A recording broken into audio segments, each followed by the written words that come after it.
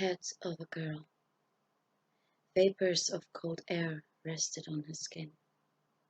She felt small, looked at, judged. Alone, nonetheless. She hid her face in her hands, assembling the chaos in her gut. To cry and to laugh and to unravel. Inside of her everything moves, but never seems to change into something concrete.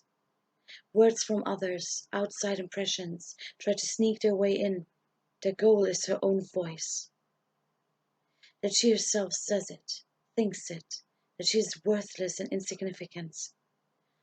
That she won't fit her own form, that she is a solitary outburst, out of proportion, a beast.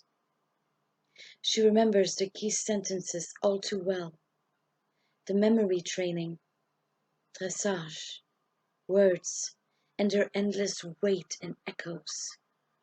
Everything makes her cry and question where she stands. She folds her own hands together to sense her solitude.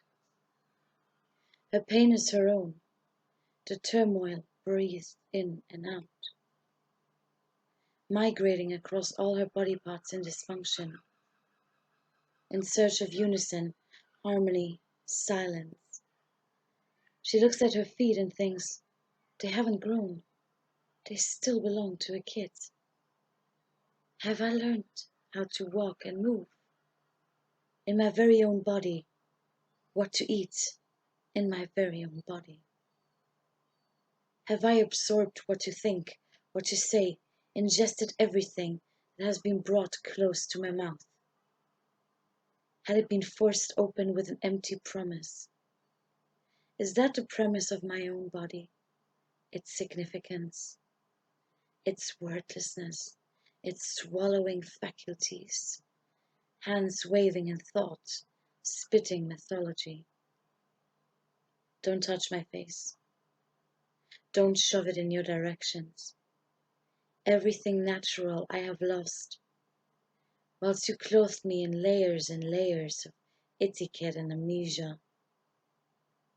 And you always complain, it's never good enough. The product, me. You keep readjusting, staring, scrutinizing, imperfect, on and on. You brought me into a room with 100 walls and kept me there to form my own image. You could have just let me grow into myself without confinement in your unsuitable advertising pillars and blenders.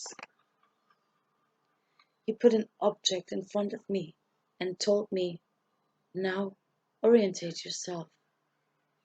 My possibilities have an end indeed. I'm not modeled after your perceptions. I'm not yours to fold and envelop. And as I sit across from you, entering a possible dialogue, you sit still, irritated, and I realize that everything about you, everything that you dislike about yourself but never get rid of, you shove onto my face and want me to carry it around. You could say that I'm old enough now to contradict you. I think I'm finally young enough to do so with enough perpetuity.